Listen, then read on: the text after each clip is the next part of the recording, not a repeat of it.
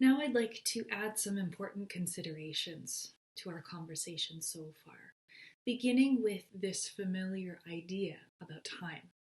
And there is no universal timeline for reconciling grief. As discussed earlier, we've put somewhat arbitrary limits on how long someone is supposed to be grieving for. Sometimes this bumps up against company policies about how many days someone is permitted to take off if a loved one dies. And it depends on how close you are to that person in some cases. What's more important to consider here is that following a death or following a loss, someone might be fundamentally changed, and they are in the process of really figuring out who they are now with this change. Another idea is that there's no right way to grieve. Now, usually this elicits a pretty important question, which is there a wrong way to grieve? And while I can't give you a definite answer to that, I will encourage you to pay attention to themes related to harm.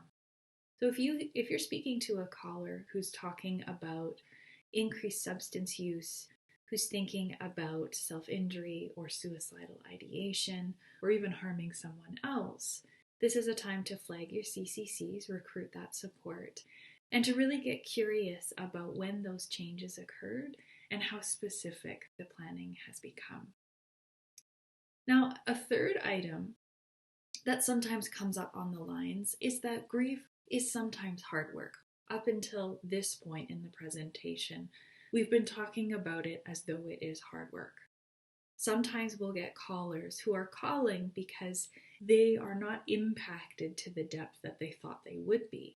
And they sometimes ask, does this mean there's something wrong, or I'm delaying or putting off my grief process? So sometimes grief is not hard work. Now, grief is a very strange animal. Sometimes what happens is a loss that's happened recently will stir up previous losses. It's like your whole life is in a bucket and the entire bucket has been dumped upside down and you're left examining the pieces. Now, we sometimes grieve things that are threatened. We sometimes grieve the things that have not yet happened. And this is something called anticipatory grief. A very familiar example would be the 2013 floods. And there were many people in Calgary and beyond who were worried about their homes.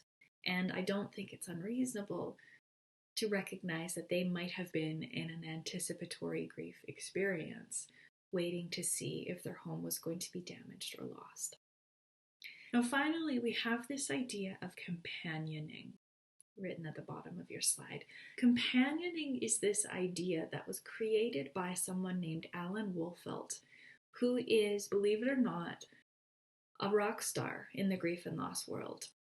And he runs the Center for Loss and Life Transition in Colorado.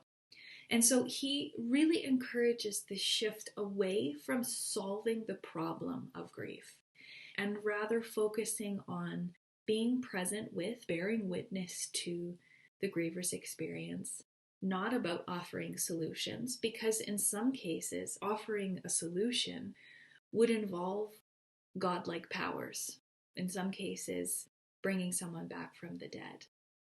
It's really about curiosity, not about expertise.